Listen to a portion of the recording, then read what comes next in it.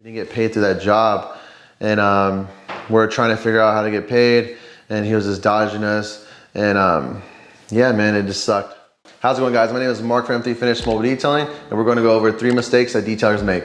So the first one we're going to go over today is always check your work before leaving the client's car. I see a lot of people detailing the cars and they get callbacks from clients saying like, oh, you missed this spot or this spot. So I always recommend people go with your client, walk around the whole car, address any issues. Say for example, like, hey, like you always ask your client, is there anything you want me to pay attention to or any details you want me to go over? So yeah, I would recommend going around with the car, checking the inside, the outside of the car. All right, Mark, so you're telling them to go around the car with the customer, but what if the customer's too busy? Has that ever happened to you where they're like, just leave the keys, I like your work? Yeah, so usually you start building a reputation with the clients and they start to trust your work. But if it's new clients, I always recommend going over the vehicle, checking up anything like say any details that they pointed out to you, walk over certain areas and then get their approval, and then you can head on out so you don't have that issue with the clients getting a call back or anything like that. Has this ever happened where they walk out, they approve it, you leave, they message you saying, hey, I just realized you left this here or you didn't do that? Ever happened to you? That haven't happened yet, just because we always make sure we always give ourselves the extra time for the next detail, and we make sure we walk over the car, make sure they like it, we like it, and then we head on out. You ever take pictures or videos befores or afters, or you're like, no? Sometimes we do take befores and afters of the car. Another thing too, if you see any damage on the vehicle, make sure to take pictures before and send them to your client, just because say if you do wash the car and they say, hey, the scratch wasn't there, yeah, you have a picture to cover your butt in the long run, so you don't have any issues like that. The second tip, always make sure you get paid before you leave. Sometimes clients are always busy saying, hey, I'll pay you later, or hey, I'll pay you when I can. Make sure you get that payment before you leave. You take your job serious so you don't have any issues. I see some detailers that they go on a whim, like trust the client, yeah, they'll pay me later. And then sometimes you don't get paid those on the same day. You get paid like maybe weeks or sometimes like, I don't know, a couple days later, yeah. Now, a customer does that, hey, I don't have no cash. Can I Zelle you or Cash App you later on when my husband gets home? What do you tell them? Depending on the customer, or? So how we do it, we do card or cash. Sometimes we do Zelle. So we have an invoice, we have a system already, we send them the invoice, we go through it, and then they approve the payment, and then they either pay cash, card, or Zelle. So we kind of don't run into that issue. Right there on the spot? Yeah, it should be on the spot, just because we don't want to have any like have to like bug the customer, hey, can you pay the invoice, can you pay the invoice, because it's kind of like, it feels like unprofessional for us and then for the client. So to eliminate that issue, we just pay on spot, just like you go to the store, you Walmart, you pay when you go.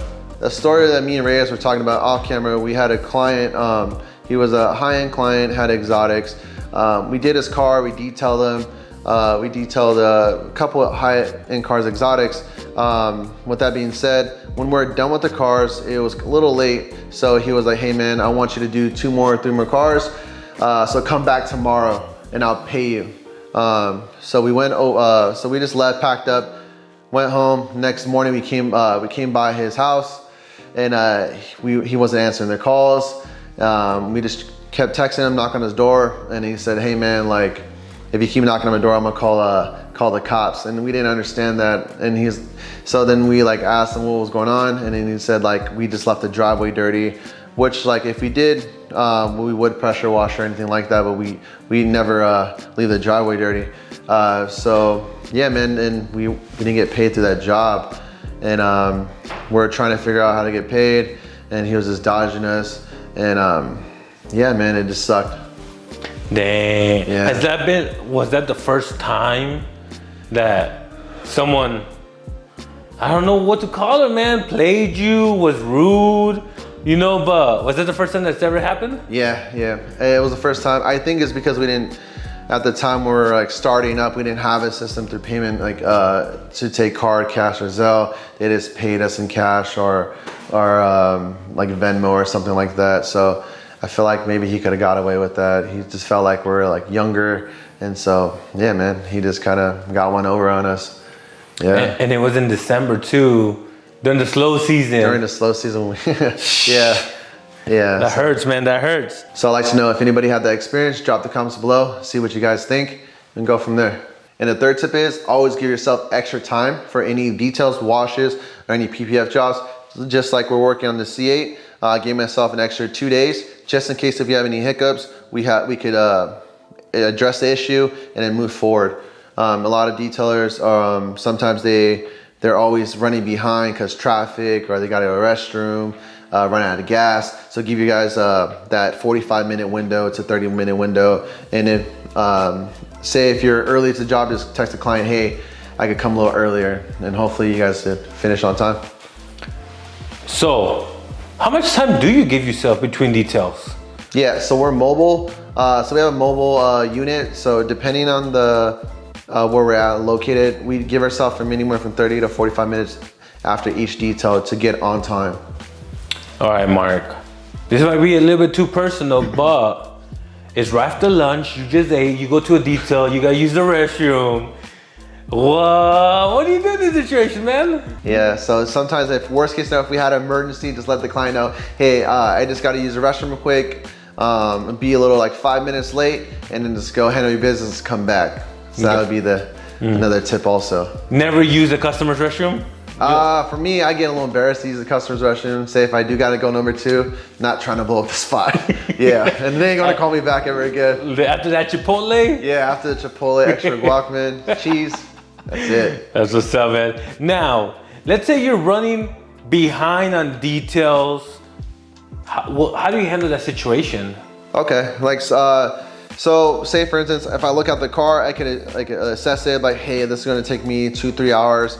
But then they didn't address, hey, they didn't tell me, hey, we didn't have any pet hair in the car. And then I get there, they have pet hair. I let the client know ahead, like, hey, I'm gonna be like 45 minutes late, but do it as soon as you know. So you let the client, you give them a heads up and see if they're okay with it.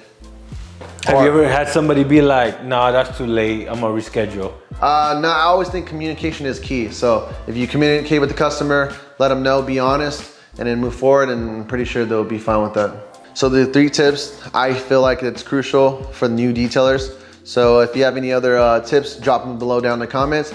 So if you need a detail, all my information is down below. We service in the Inland Empire. And if you guys need any more detailing content, make sure to like and subscribe. Thank you guys.